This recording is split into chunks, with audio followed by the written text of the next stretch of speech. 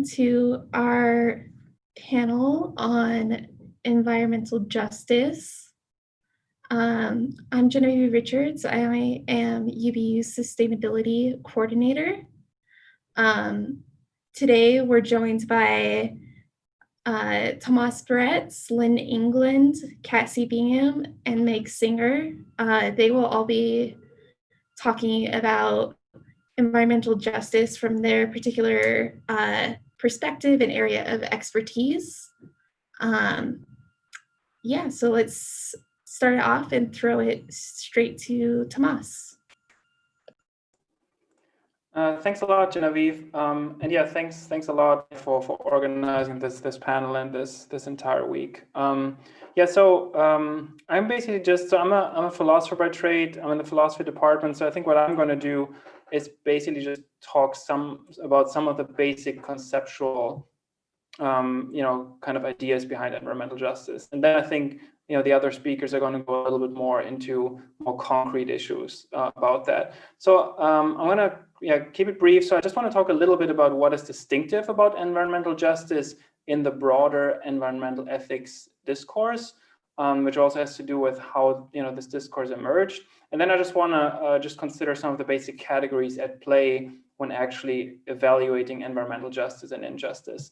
So I think one of the kind of basic assumptions I think that really makes environmental justice discourse stand out is that if you look at the kind of history of environmentalism, in the kind of, mainstream United States, maybe if we say let's start around the late 19th, early 20th century, I think for the most part, right, it's focused on conservation, right, at least when we're talking about kind of Euro-dominant society. And there's this deep assumption, I think, of a kind of almost a conflict or a clear separation between nature on the one side and then humans on the other side, right? And that, I think, also really drives this idea of wilderness, right? That real nature is without humans. It's, kind of perfectly wild, which also in itself actually led to some environmental injustice. A lot of the national parks we have today were actually established, by basically forcing indigenous people off these lands. So I think that was kind of the basic assumption, right? Real nature is wild. So environmental justice, which really took off around the 70s, I would say, in the United States, starting in the 60s, I think has a profoundly different idea about nature-human relationships. And I think it starts from the assumption that humans and the environments are already very intertwined.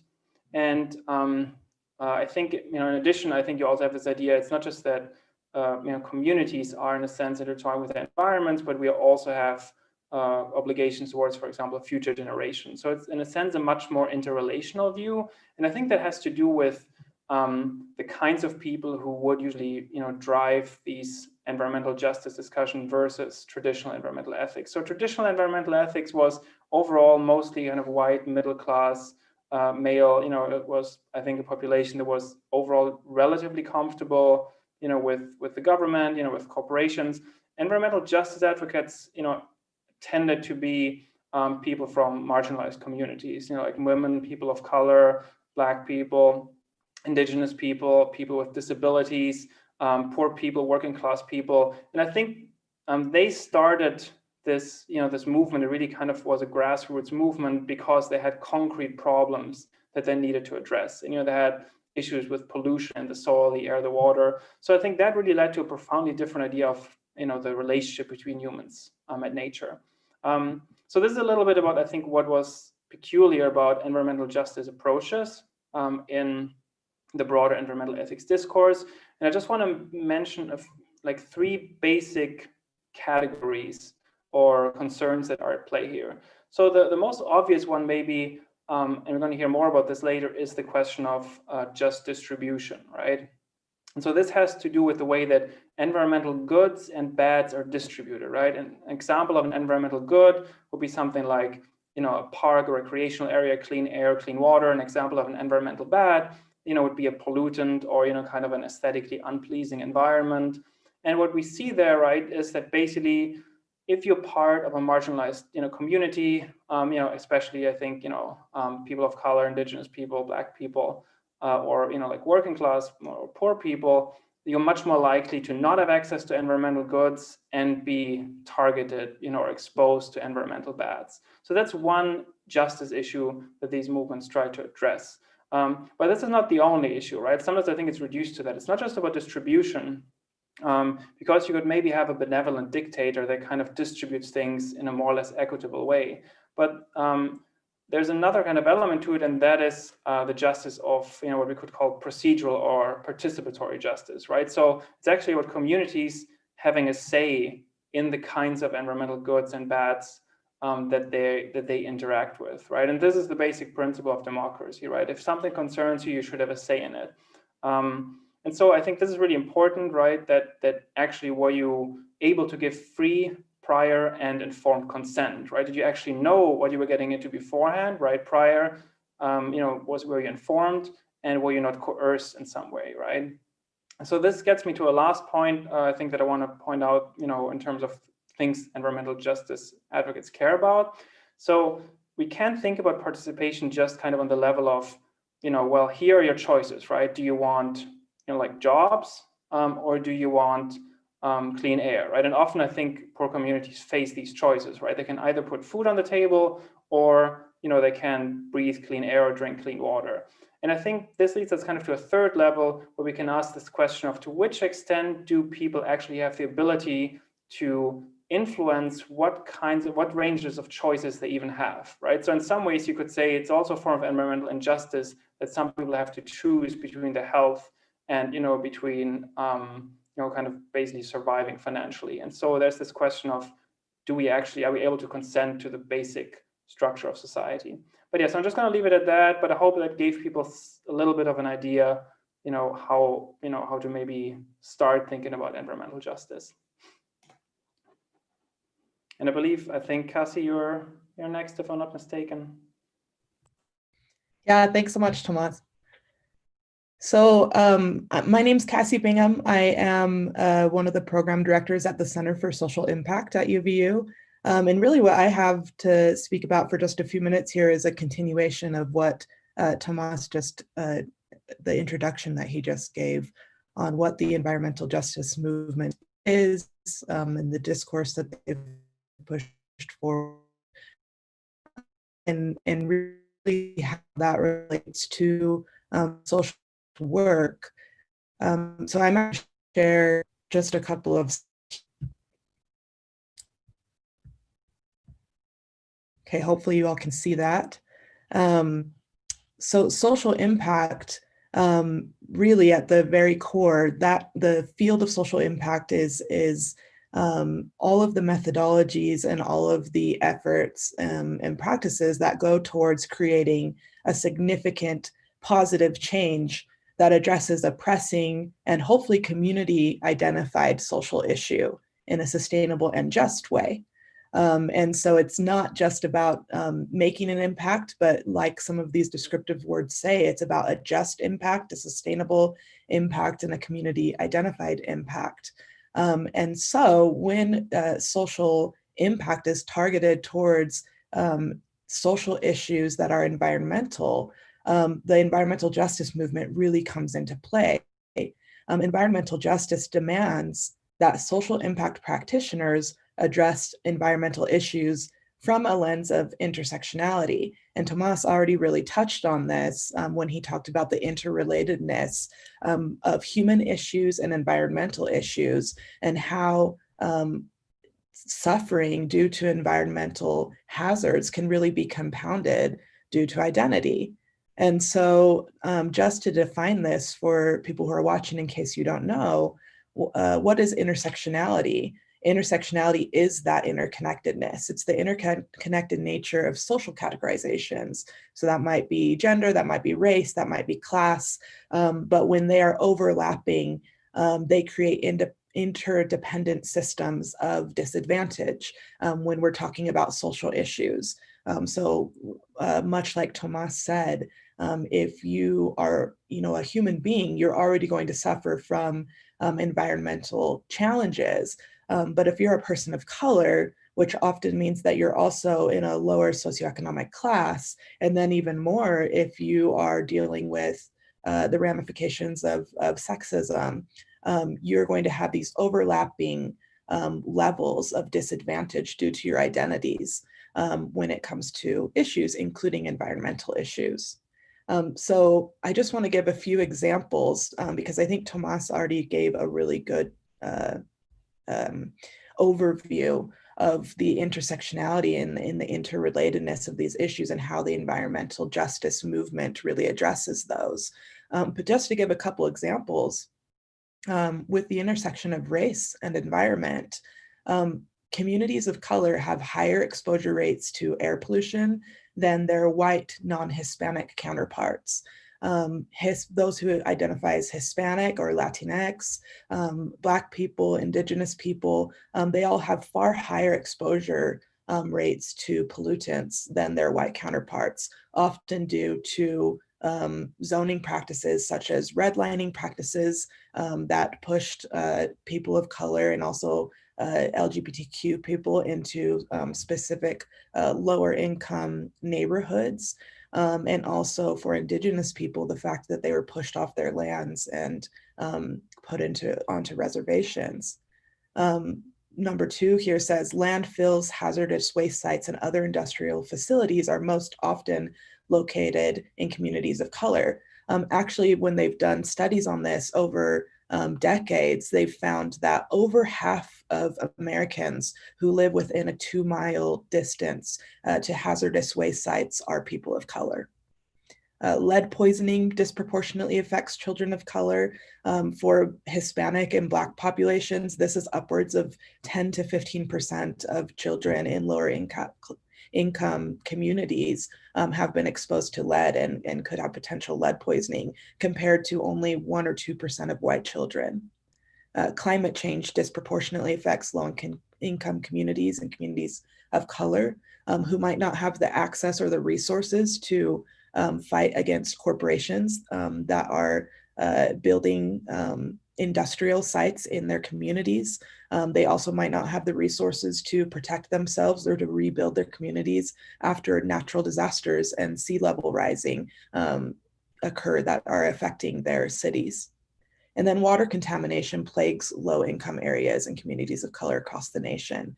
I'm sure many of you are familiar with the case of Flint, Michigan, where Black people especially are still suffering from the lack of clean water source right here in the US.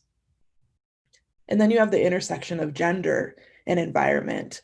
Women and girls overwhelmingly undertake the gathering of food, water, and other resources in their households, both here in the US, but also in other countries around the world. And so when natural disasters due to climate change worsen the accessibility of resources or burn forests, women have to take longer and travel farther distances to acquire water and to acquire resources. This also creates an increase in gender-based violence and exploitation because when resources dwindle, families are displaced from their land, and often women are targeted by groups who are looking to violently oppress women. When girls and women are displaced, they're also much more likely to be unable to continue their education. Refugee girls are 2 times as likely as refugee boys to not be able to continue school. And climate change also increases the likelihood of armed conflicts in other countries, while various conflicting groups take advantage of the fact that people are displaced from their lands. Women are disproportionately affected by the violence that ensues. And so just in closing for my comments, what are the implications of some of these? And these are just a few examples of the intersections of different identities and the suffering that they have due to climate disaster. The implications for social impact practitioners are that when we are designing interventions to environmental problems, we have to be responsive to community identified needs. We must be led by diverse leadership. And that in the ecology field, so often movements have been led by white people alone. So we have to have more diverse leadership as the environmental justice movement calls for. Our interventions have to be co-designed with living experts, people with lived experience within their own communities. And we have to create equity and foster inclusion for marginalized groups every time we come up with environmental solutions. So yeah, thanks for letting me share those comments. And I think it's Lynn's turn. Okay, I apologize. My camera is not working, and so you won't have to look at my face. That's probably a blessing to you. But I wanted to cover an area that is particularly important, and that is that this system and the application of environmental justice isn't only at the level of individuals and communities, but that we actually have a global system, a way of distributing countries that is also relevant to the question of environmental justice. And sometimes these are very sophisticated ways of categorizing countries and understanding what is going on, but sometimes they're not so sophisticated. If you watched the presidential address last night, you saw our president categorizing countries, and he indicated that we are a clean country, and then there are filthy countries like India and China, and then there are shithole countries in Africa. And this is mirrored by a much more technical kind of set of categories that the United Nations where we categorize countries depending on their level of development as being very high, medium, and low. And what this means is that if we're very high, and the United States is marginally very high, that means that we get a lot of consumer goods, we have a lot of amenities. An example of this is most of you who live in one of these very high countries has easy access to cell phones. These cell phones are amazing instruments. If you play the game right now, you can get a free $1,000 cell phone by signing away the rights to phone service with a particular company. And it's just a magnificent instrument and amenity that we are able to access. And even 7- and 8-year-olds have their own smartphone that allows them to play games and all of these other things that these instruments will do for us.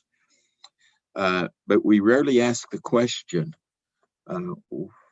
what is the system that produces this particular thing at such an acceptable price and makes it so readily available?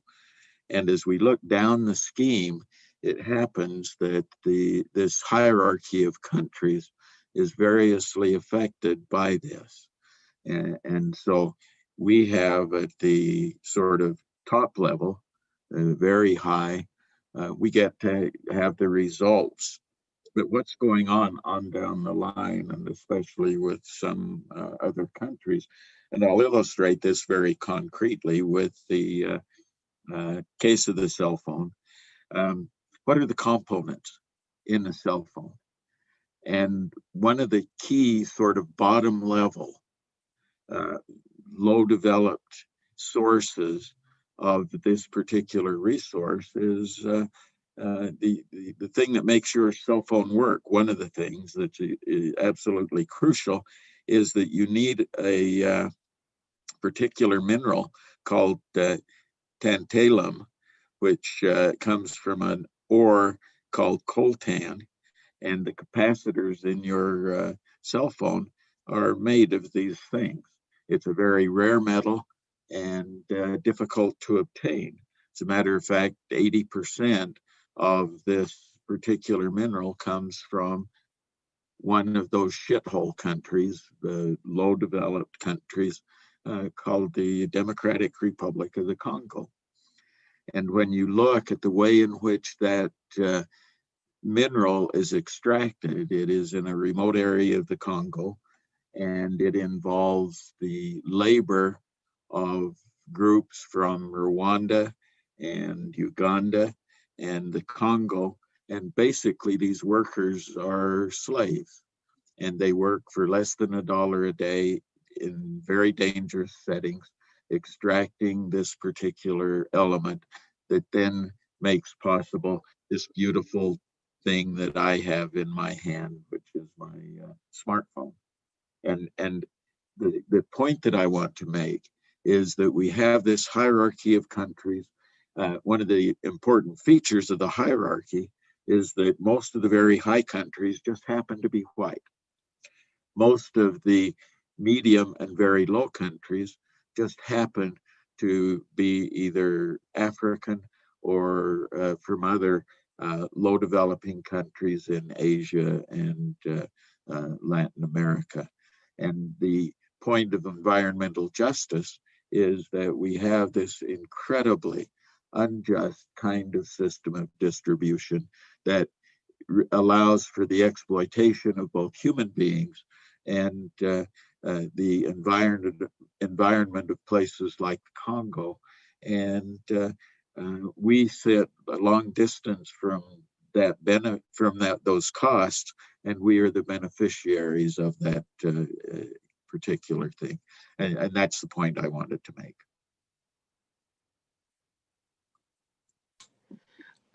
Hello, everybody. I think I'm next. My name is Meg Singer, and I work as the director of the Native American Initiative here at UVU. I just want to say thank you to the people that went before me, because it's going to make a lot of sense when we talk about what I'm going to talk about, which is kind of like the relationship between justice and the environment and Indigenous people. So kind of back what Lynn was talking about, this hierarchy of countries, it's important for us to realize where that came from when we're talking about Indigenous people.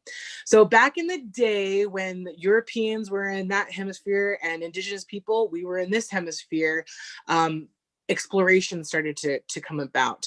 There was a papal bull, a doctrine of discovery from the Pope that said, if you are an explorer and you're going out and finding these new lands, and if there is nobody there that's Christian, then you don't have to worry about buying the land, or it's just free land. It's called terra nullius, which means nobody's land.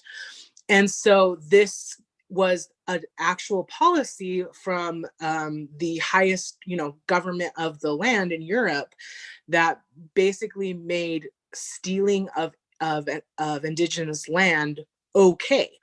Not only that, but Indigenous people have never been removed from the land. In fact, nobody's land meant that if there were people there, but because they were not Christian, they were not actually humans. And this was in early 1490s, but this is an integral part of federal Indian law.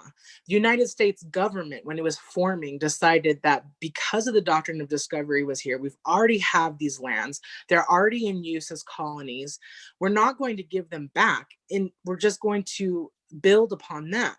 We're going to build upon that these lands are now ours, and that our relationship with the tribe is going to be a nation-to-nation relationship. It will be government to government. So in the Constitution, there is a commerce clause that says the United States will work with foreign nations and Indigenous nations so that they're on the same kind of level as like say the United States and France, or the United States and Germany.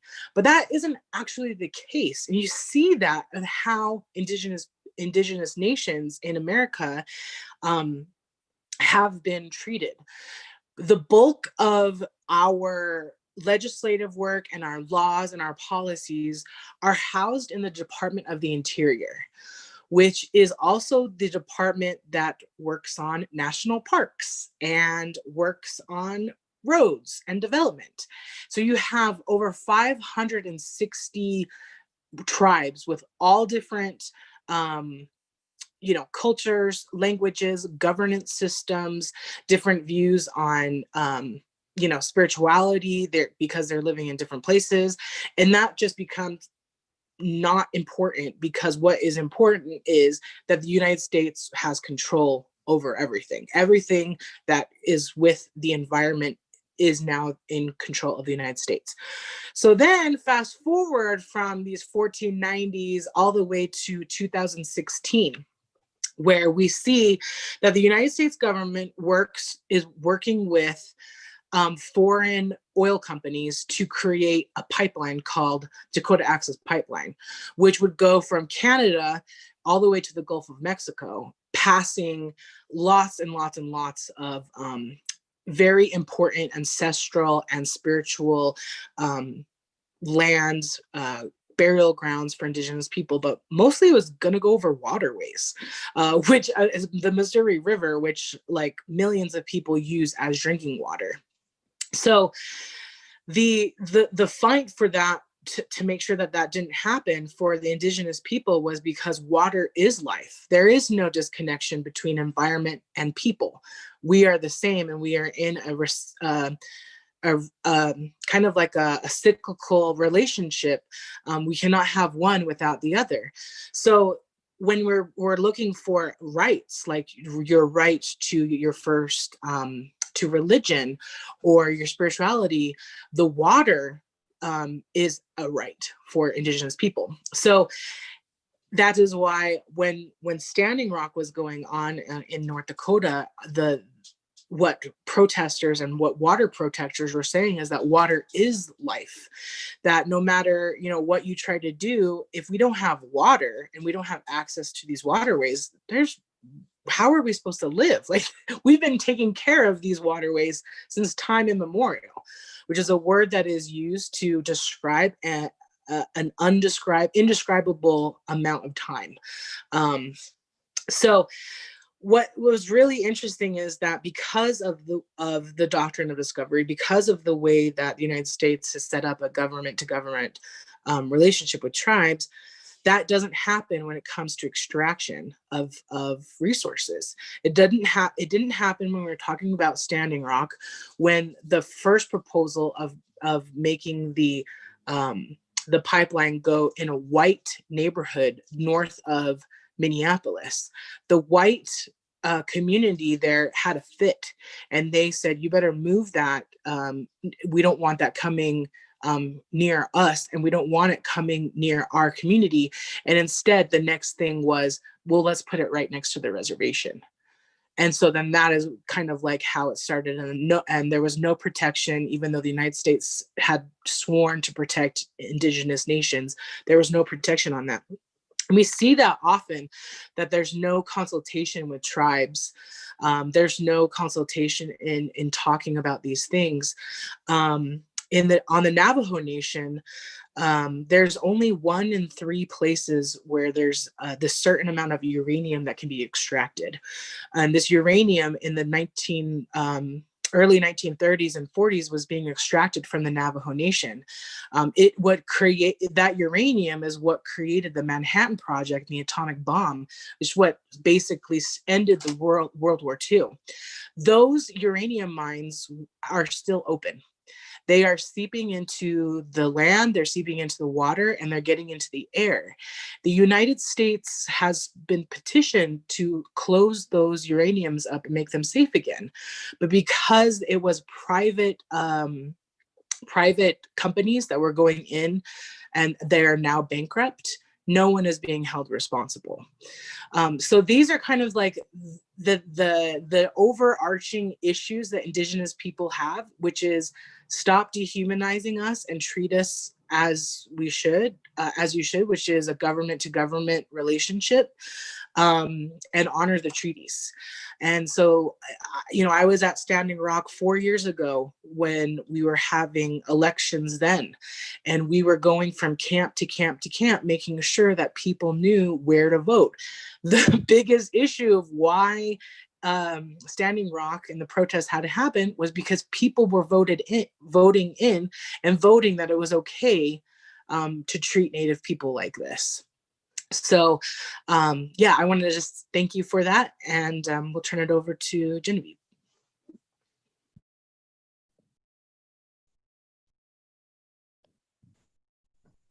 Awesome. Thank you, everyone, for speaking your piece. Now we'll kind of go into a group discussion among us, but I will highlight some thoughts that from our speakers that stood out to me as our sustainability coordinator at UVU, especially Lynn kind of talking about this different rankings of countries. Really made me think of the Van Jones TED Talk on environmental justice, where he really talks about how in order to have disposable items, you have to have disposable people, right? And so as UVU, as a university, is struggling with the issue of waste, perhaps that's another way for us to think about it, that this waste is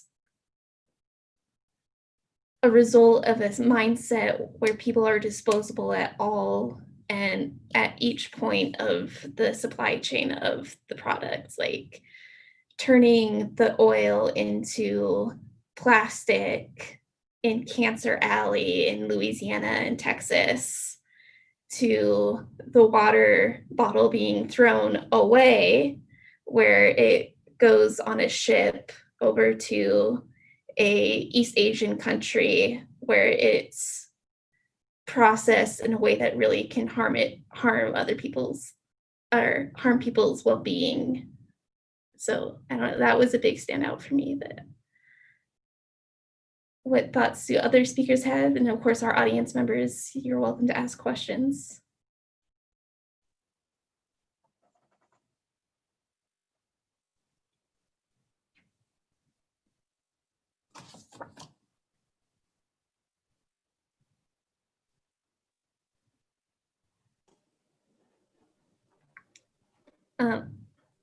Yeah, I don't know. I mean, I'm also happy to maybe first hear if if there are any questions from the audience, because I think they would be interesting. But I don't know whether we're going to immediately see those questions, or whether Evan is going to send us those. But just also would like to thank everyone who talked again, because I think it was really great to hear everyone's different perspectives, and I think there was like a lot there. Maybe just kind of, just kind of to get the conversation started, I think listening to all of this, I think there are kind of maybe two things that came to mind for me. I think one is, right, that one of the things that are at stake here, when we talk about justice and, things like privilege is who gets to basically pretend that everything is fine, right? Like, I mean, if you are, somewhere there's also this term of a sacrifice zone, right? Just basically people who are somewhere who are hard hit by all the results of kind of the industrial way of life and all sorts of injustices. And in a sense, right, the term sacrifice zone means that, those people basically die and get sick so that other people can lead the life that they do. And for that, there's no denying the urgency of the situation. So, I think when you talk to people who say, well, is it really so bad? Everything is fine, kind of it's going to be okay. But I think that usually is indicative of that you are not in these places where you actually see the immediate consequences. And so in some way, right, I think if we want, there's a lot of talk about sustainability, right? And it's Sustainability Week, but I think if we want sustainability, there needs to be a way in which everyone sees what we're even doing, right? Because a lot of people don't even really see what we're doing because it's kind of all pushed off, to the most vulnerable populations. And so that allows kind of, the rest of us, for example, I consider myself very privileged.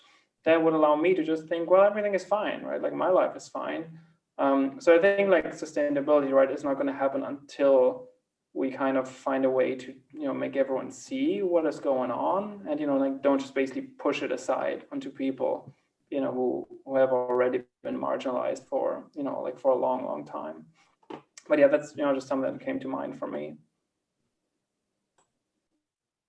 One thing that came to mind for me, and it grew out of your comments, Tomas, the one is, and Meg's comment too, this is not new. And Meg pointing out that this begins in the 1400s, and we've built a global system around that particular way of seeing the world. And part of the system is that the people at the bottom are ordinarily hidden from the rest of us. And so I don't ever see the suffering of the miners in the Congo when I use my cell phone. All I see is this very slickly merchandised particular instrument.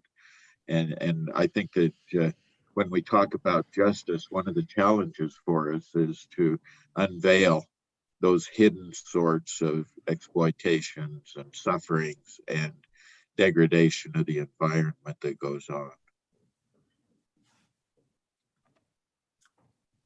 I think also with that as well is realizing, you know, that environmental justice work has been predominantly white and male, and that plays into the huge idea of what America is and what Christianity is and what this country is.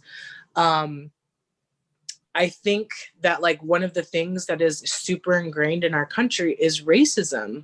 This idea that there is a hierarchy based on race. It is based on the color of your skin. And I think that that's a big reason why we don't see these things in our own back door. There is a place in Utah where there is a municipality that one half, the white half of the town, has water. They have manicured lawns. They have, you know, no issue. The other side of the same town, with people that pay the same taxes, are Native people, and they don't have access to water. They have to haul it in. And they have to spend over $100 a month to haul in water. And the reason why when we're pushing, hey, this is like, these people need access to water. This is like a right here. Then the conversation goes, well, they can't afford it. Well, they should have thought of that before. Well, they can move. So even the aspects of trying to deal with environmentalism, you have to talk about the racism and what it actually looks like in America, and especially what it looks like here in Utah. I would even add to that beyond, because I think so many people compartmentalize and think of racism as happening in the, you know, these individual conversations and through individual behavior. And, you know, there's been a lot of talk now about systemic racism. I think the subtlety of white supremacy culture in our nation, I've seen in the way that we address environmental issues, even now as we try to, you know, diversify the movement. So often when I look up what's happening, or when I hear from people how they're trying to address these problems, it's through, well, social entrepreneurship. We're going to be more innovative. We're going to, you know, have more innovative businesses, more innovative products, more innovative energy. We're forgetting that the reason why we're even in this place is the fact that we westernized the culture in the first place. You know, Meg spoke eloquently about Indigenous people in this country. Indigenous peoples were already living in a way that was in balance with and in harmony with the land and with animal life and with other humans. And so it's not just, you know, I think sometimes we forget that part of this is not just becoming more innovative in our technology and our energy, but it's actually taking a step back and questioning what are even our mindsets?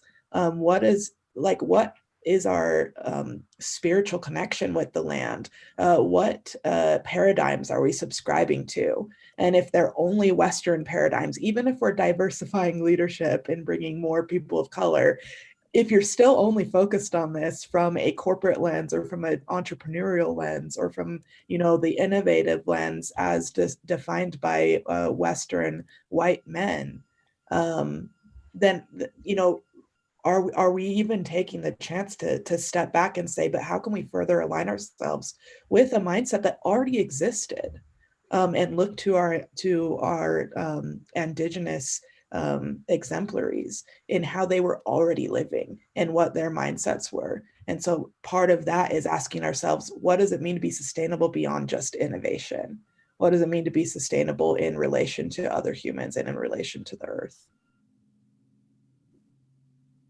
Awesome. So we have some questions in the chat now, and one that ties directly into Meg's point about water in that Utah community. Dasha Horton, the municipality water split, is that the vote for municipalities getting to decide their water usage and where they send the water on the ballot? So I think she's talking about the constitutional amendment regarding municipality water shares. I don't know, Meg, if you know. No, it does not have anything to do with the constitutional amendment on the ballot this go around. It's more of the municipality and the county that have been doing it. And it's the same thing over again. It's that, well, why can't other people, support it? Why do we have to? And it's like, but you're all in the same city, Why is it different? The only difference of why they're saying that is because those people are native, and that is what that's what they see. Yeah. And then another question from Dasha is, how can we help students be more involved in the efforts of sustainability and environmental advocacy? So at least from my perspective as the sustainability coordinator, I highly encourage students to participate in our sustainability committee or in any of the subcommittees like the waste reduction committee, the community garden, the bike campus, waste reduction, all of these subcommittees we have that really allow students to get into an area of their personal interest. And then if they don't want to be on a committee and they have something else that they're passionate about, they can start up their own club or even work individually on something. And I am more than happy to be a resource. And then I know the Center for Social Impact does a lot of work with environmental issues as well. So I don't know if Cassie can speak to that as well. Yeah, it was just, we tried to get involved with these things, and just a couple opportunities that are currently available. We have a job opening. We have several job openings right now for an event we'll be doing spring semester, where we'll be diving into the systems behind big hot topic social issues. And one of them is climate change. So we're looking for 2 track leaders for that, who will be doing research over the next few months in preparation for that event, to lead a team of students in really breaking down the systems, like we've been talking about on this panel. So if that's of interest to anybody on here, please jump on our social media, in the link in our bio. You can apply for that. That's a great way to be long-term involved over the next semester and a half. And then we're also going to be opening up the opportunity to apply to do incubator projects, a social incubator project. So what that means is that you'll get mentored by us at the center to look into an issue that you're passionate about. So maybe it's an environmental issue, a specific one that you're passionate about, and we'll take you through a design process that involves some of the things we talked about, talking to living experts and bringing on co-creators, co-interveners who are diverse. And we will actually fund an intervention of your design as you've spoken with community members and with living experts. So watch for that on our social media, because that will also be available soon. And then I think, Meg, there's the Native American law and policy internship as well, right? That students can get involved with. If you want to speak on that. Yes, thank you for bringing that up. Yes, UVU is starting a law and policy internship for Native American issues. We will be looking at lots of different issues. We'll be looking at education. We'll be looking at food sovereignty. We'll be looking at MMIW work, which is the movement for the missing and murdered Indigenous women. People don't know that the missing and murdered Indigenous women movement started because of extraction. We had these companies that were coming near and close to the reservation. They were extracting the resources. The people that were working there were not very good, and they were we were seeing high rape, high kidnap, high murder of Indigenous women and children. And so I have helped create policy in the state of Montana for that, and now we're going to do that with this internship for Utah. Utah is a hub for human trafficking, especially along the lines of where these extraction lines are, especially with oil. Just along I-15, it's really, really big. And I would also suggest the other thing that people can get involved in is, I grew up poor. I grew up, it was cleaning solutions was the cheapest. It was everything that was cheap. And those things that we know help the environment, they're very expensive. Even if it's $1 more just for, cleaning solutions, it has an impact. And so one thing that we learned after Standing Rock, after the protests left and the camps were dissolved, was the movement to defund projects like this. So there was a huge global force to defund Wells Fargo that was funding DAPL, and US Bank that was funding these things. People were just taking their money and putting it elsewhere. And so that's something that you can look at, where your money, not even how you're spending it, where you're holding it. Those things, it does matter. So we're always looking for, Indigenous owned credit unions or Black owned credit unions that focus on, creating better environmental impact outcomes. That is also a really, really good way, especially as students are starting out on their own savings journey, to keep an eye out for that. Awesome. Another question that we have from Chloe Loveland. What are some goals UVU is active in terms of raising the voices and involvement of UVU's BIPOC population? So this is probably one for Meg and Cassie more than me.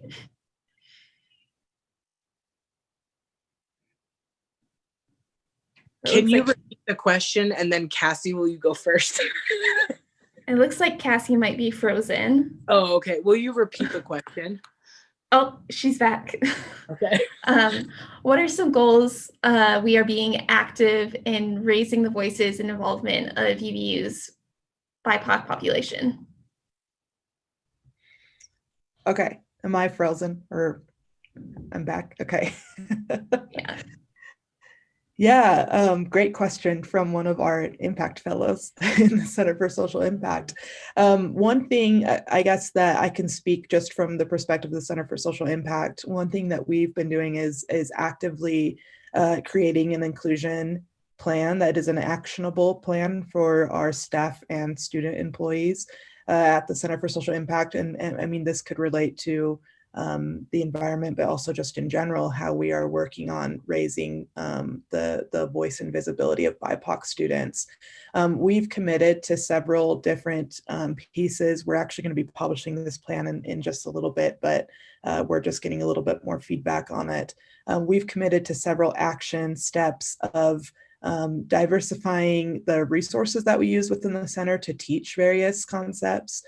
So like what I presented on, using intersectional voices when it comes to teaching about any social issue, whether it's in the environment or whether, it is philanthropy or whether it is community activism.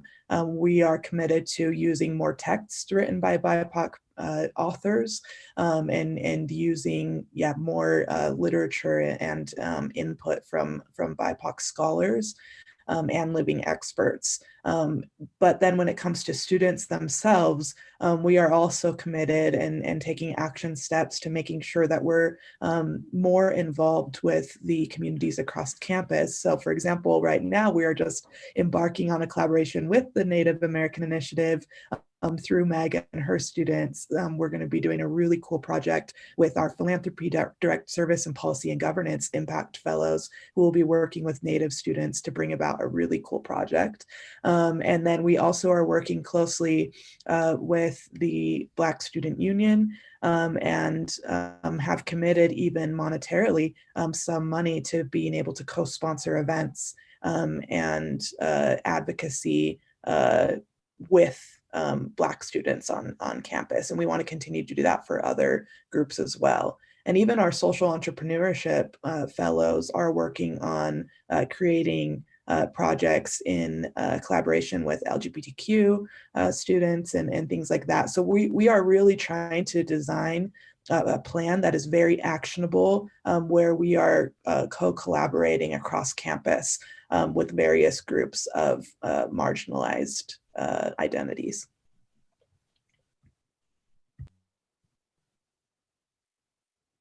Awesome. And I was just going to add also with that, just centering Indigenous voices, BIPOC voices already in your classroom, asking questions like, hey, what do Natives think about this? Or what do people over here think about that? Just asking for different perspectives is huge. That's part of that inclusion, yes, but it's making sure that all of these perspectives that create the tapestry of our country and our, our lives, that we're hitting all of those points. So keep that up. Yeah, and I guess for sustainability, as the sustainability coordinator, I would say this panel represents UVU's sustainability first step towards actively pursuing diversity in our pursuit of sustainability. I don't think we've been as active before as at least I am trying to be now, and it's certainly an issue that a lot of universities have had with their sustainability departments, and there have been a lot of really active discussions within this particular field of sustainability in higher education, of bringing in that DEI, diversity, equity, and inclusion into sustainability discussions, and not just having it be so focused on a single perspective and the dominant perspective.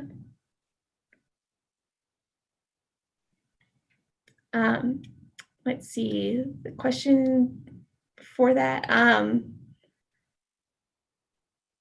Meg kind of already covered this question with her words on divestment, but Hillary Hungerford asks, how can we hold corporations accountable for environmental harm? So obviously what Meg said about divesting, thinking about where your money is held, not only where you're spending it, but I think also, I mean, given the current time, vote. Yeah, I don't know what else other people have to say regarding that issue of holding corporations accountable. I think one of the real problems in trying to maintain accountability is that the corporations often are in a kind of string where the ones that are actually doing the polluting and the environmental harm or the racism are not the ones who are actually marketing the goods that we're buying. And so we think we'll all go to Apple and Samsung and stop them. They'll deny that they're involved at all. And part of what we need to do is to become well enough informed so that we know the sort of supply chains that are operating, and the ways in which things like human slavery are being used indirectly by these corporations. I think another huge aspect of that is the consultation process.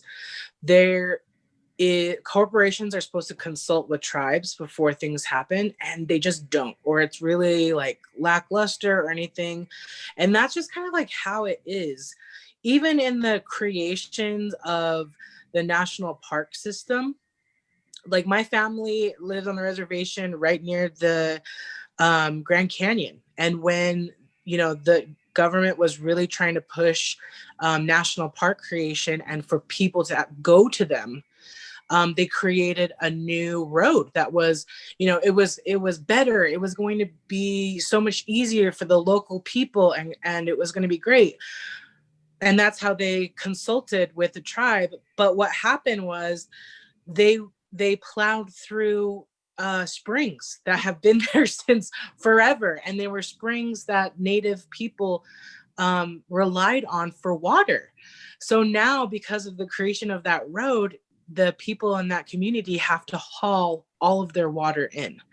And so, I mean, think about when I was, and when I go up and visit my grandma, we are hauling water every single day. And it's 18 miles, which doesn't seem like a lot, but it is when it's every single day. And so those kind of like the process and the consultation of when we have these ideas, we have to be on the defensive and we have to be on the offensive and ready to keep corporations and entities accountable to the actual people. Awesome. I think Thank maybe, you. Yeah, sorry. Go ahead, Tom. Time, or no, I just kind of feel like, I think this question, which I think is a really excellent question, I think, what Lynn said, what Meg said, I think brings us back to this broad idea, right, that in the end, you can't have environmental justice without justice more broadly, right? I think all these questions come back to basic questions of like, what does real consent mean? What does it mean to actually live in a country where you have, as an ordinary person, influence on the circumstances that determine your life. And I think we all know that there's a lot left to be desired in our current ability to actually do that.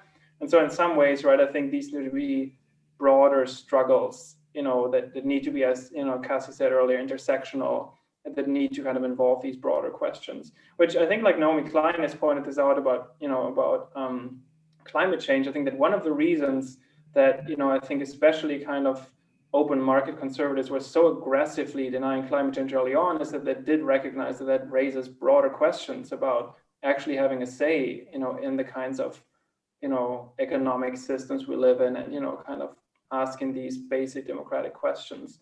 So, I think, these broader questions are important. I think one thing, and here I'm actually, I think, also drawing on, an environmental ethicist who's Potawatomi Indigenous, Kyle White, who sometimes talks about not just relational and not just, ecological tipping points, but social tipping points, where he basically says, look, even when we become more sustainable and maybe have some more wind turbines and solar panels, it's still the kind of the classical marginalized populations that get screwed over and actually making all of that, right? And so in the end, the idea is, well, what are we trying to sustain, right? Like, I mean, is it just more of the same?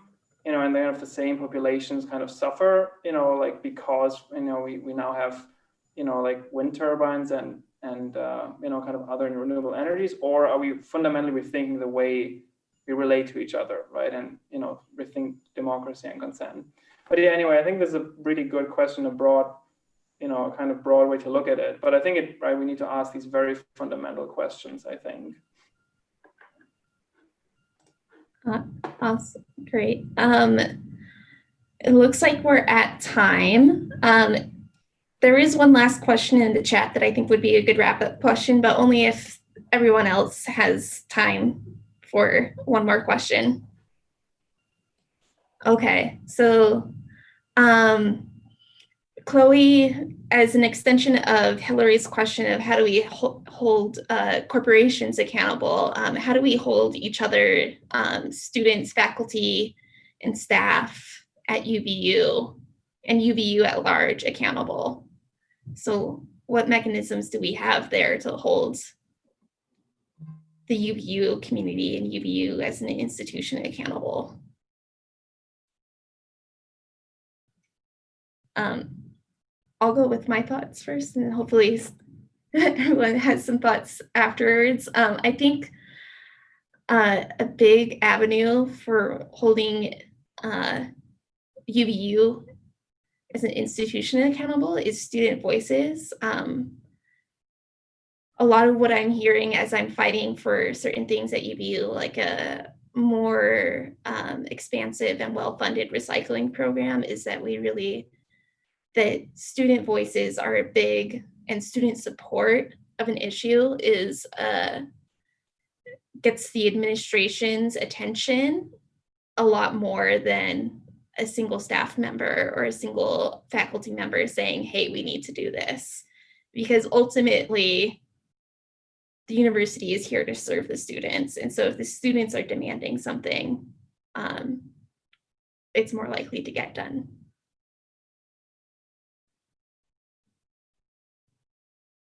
I think also another thing along with those voices is, coalescing around a to-do. This is a systems thing. When we were fighting, oil, we still were using gas. When we were fighting oil, we still were using, plastic. It's because this is a systemic thing that we're talking about. Not one person can break the mold. So as you're, gathering voice, coalesce around something that is doable. Like, look at other countries and what they're doing, look at other schools and what they're doing, and then just say, this is our priority, because then the rest will follow. We'll get there, just keep pushing.